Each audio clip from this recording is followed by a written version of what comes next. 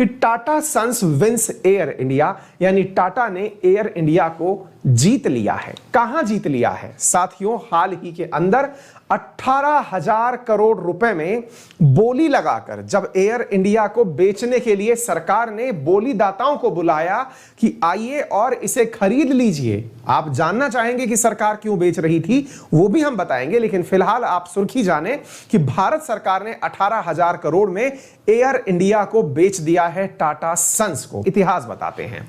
जिस air India की हम बात कर रहे हैं, कहते हैं कि ये बिल्कुल जिस प्रकार से सरकारी गाड़ी होती है, जिस प्रकार से सरकारी ट्रेन होती है, ऐसे ये सरकारी हवाई जहाज हुआ करता था। भारत के जितने भी सांसद या फिर जिन्हें सरकारी टिकट मुहैया कराए जाते थे, वो एयर इंडिया से ही सफर करना प्रेफर किया करते थे।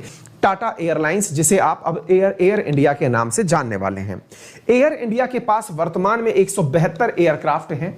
इंडियन एयरलाइंस के बारे में जब हम बताना शुरू करें तो आपको कुछ ऐतिहासिक जानकारियां दी जाती हैं। साथियों, भारत के सबसे पहले लाइसेंस प्राप्त अगर पायलट का नाम लिया जाए तो लाइसेंस प्राप्त जो पायलट थे उनका नाम था JRD टाटा, जमशेद जी टाटा, जो कि टाटा ग्रुप्स के फाउंडिंग मेंबर हैं। असल में साथियों, इन्हीं के द्वारा सबसे पहले भारत के अंदर टाटा ग्रुप्स की स्थापना के नाम पर टाटा एयरलाइंस शुरू की गई थी और उस टाटा एयरलाइंस को JRD टाटा के द्वारा शुरू किया गया था। इंडियन एयरलाइंस में अगर हम बात करें टाटा के बारे में तो JRD टाटा को लाइसेंस 1929 में ही प्राप्त हो गया था। साथियों, JRD टाटा ने भारत के लिए पहला फ्लाइट भी उड़ाया था और वो उड़ाया कहां से था? ये उड़ाया था 1932 के अंदर कराची से लेकर बॉम्बे के बीच में वाया अहमदाबाद। तो साथियों, भारत के लिए JRD टाटा के नेतृत्व में टाटा एयरलाइंस की स्थापना, जो कि 1932 के अंदर कराची से लेकर मुंबई तक उड़ के आई टाटा एयरलाइंस थी, यह टाटा के ही द्वारा बनाई हुई कंपनी थी। यही टाटा एयरलाइंस आगे चल करके साथियों भारत की सरकारी कंपनी में कन्वर्ट हुई। क्या थी इसके पीछे की कहानी, आइए मैं आपको बताता हूं।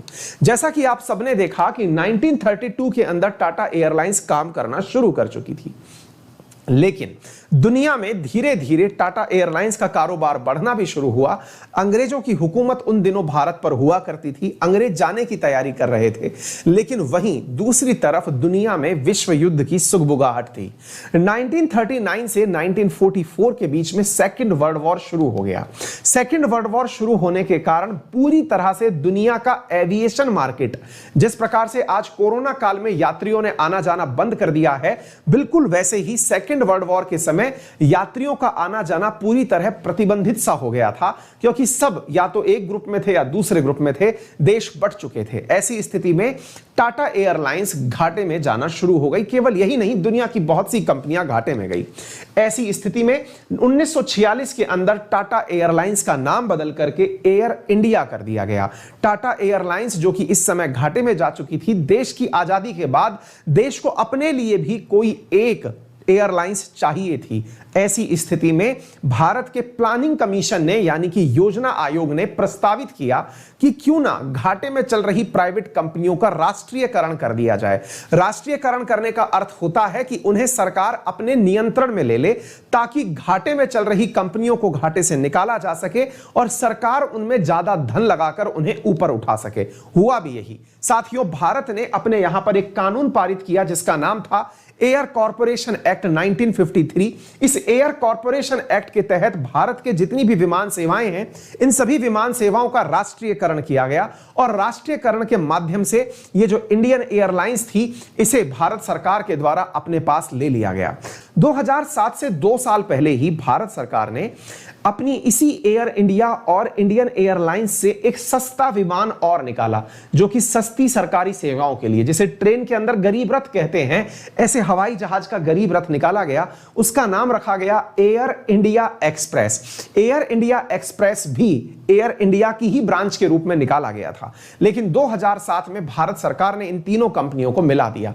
मिलाने तक की बात तो ठीक थी, तब तक सरकारी कंपनी फायदे में भी चल रही थी, लेकिन फिर पता नहीं सरकार की नीतियों में ऐसा क्या हुआ कि भारतीय कंपनियों में ये एयर इंडिया कंपटीशन में टिकना बंद हो गई और धीरे धीरे बढ़ते हुए फ्यूल चार्ज, सरकारी सुविधाओं की उपलब्धि, या फिर ऐसा समझिए कि सरकार के द्वारा जबरदस्ती इसका दोहन किया जाना, ये पूरी तरह से घाटे में जाना शुरू हो गई। 2012 के बाद में, जहां तक अभी तक 2012 से पहले ये नंबर 1 पर चलने वाली भारतीय कंपनी हुआ करती थी, 2012 के बाद भारत के अंदर ये सरकते हुए चौथे पायदान तक चली आई। धीरे धीरे इसके घाटे बढ़ते चले गए, यानी जितना खर्च इसको चलाने में किया जा रहा था उससे कम ये रेवेन्यू कर रही थी। कारण बहुत से थे, क्योंकि जैसे ही भारत में अन्य प्राइवेट प्लेयर्स आने लगे, उन प्राइवेट प्लेयर्स के द्वारा बहुत सस्ती सेवाएं दी जाने लगी। सस्ती सेवाओं के साथ साथ प्राइवेट प्लेयर्स के द्वारा ऐसी सुविधाएं दी जाने लगी जो कि समय की उपलब्धता पर निर्धारित थी, समय के साथ साथ उन पर नियंत्रण सरकारी नहीं था, तो पूरी तरह कॉम्पिटिटिव थी। वो कम लाभ के साथ भी ज्यादा सेवाएं देने लगे थे और ऐसे करते करते जब आपने देखा कि इंडिगो भारत की नंबर 1 कंपनी बनकर निकलना शुरू हो गई थी, ऐसी स्थिति में एयर इंडिया कंपटीशन में नहीं टिक पाई, क्योंकि प्राइवेट प्लेयर्स ने बहुत सस्ते दामों में बढ़िया सुविधाएं देना शुरू कर दिया था। ऐसी स्थिति में भारत के अंदर लगाए गए इन्वेस्टमेंट के मुकाबले एयर इंडिया मुनाफा नहीं कमा पाई और हालात ये हो गए कि 2018 तक भारत सरकार के लिए ये बोझ बन गई। भारत सरकार ने 2018 में यह निर्णय लिया कि इसका 76% हिस्सा हम प्राइवेट प्लेयर्स को बेच दें और बाकी हिस्सा यानी मैनेजमेंट जो है वो हम अपने पास रख लें। लेकिन 2018 में इस 76% को खरीदने के लिए भी कोई खरीदार नहीं आया। ऐसा बहुत बार हुआ कि भारत सरकार ने एयर इंडिया को बेचने के लिए बोलियां लगवाई, बहुत से लोगों को आमंत्रित किया, कहा कि अगर कोई भी इंटरेस्ट दिखाना चाहे तो हमारे इन विमानों को ले जा सकता है, इन विमानों के साथ साथ इनके बने हुए ऑफिसेज ले सकता है, इसके साथ साथ जहां इंडियन एयरपोर्ट्स पर इनके खड़े होने के जो एरिया हैं, जो कि इनके पार्किंग स्लॉट्स हैं, वो हमसे ले सकता है। लेकिन कोई भी इन्हें लेने को राजी नहीं हुआ। सरकार के ऊपर यह दबाव बढ़ता जा रहा था क्योंकि इन्हें रखने की कीमत बढ़ती जा रही थी। सरकार मुनाफा तो छोड़िए, इनको सरवाइव कराने के ऊपर पैसा खर्च करने में बुरी तरह यानी लगभग 60,000 करोड़ का इन्वेस्टमेंट देख चुकी थी। ऐसी स्थिति में सरकार ने निर्णय लिया, भारत के केंद्रीय मंत्री अमित शाह जी के नेतृत्व में कमेटी बनाई गई और यह निर्धारित किया गया कि इसे किस प्रकार से सेल आउट किया जाए। सरकार ने अपने इस 76% के भाग को बेचने के स्थान पर 100% स्टेक बेचने का निर्णय 2020 में ले लिया कि चाहे जो भी हो जाए, क्योंकि कोरोना काल में तो और बुरी हालत एविएशन सेक्टर की हो गई थी। सरकार ने निर्णय यह ले लिया कि अब चाहे जो भी हो हम इसका 100% स्टेक बेच देंगे, क्योंकि इसके रखने की कॉस्ट ज्यादा आ रही थी। कोई कंपनी जब निकलकर सामने नहीं आई, तब सामने निकल करके आया टाटा। और साथियों, टाटा एयरलाइंस ने यानी कि टाटा रतन टाटा ने इसके लिए 18,000 करोड़ रुपए की बोली लगाकर 60,000 करोड़ के घाटे में चल रही इस कंपनी को परचेज किया।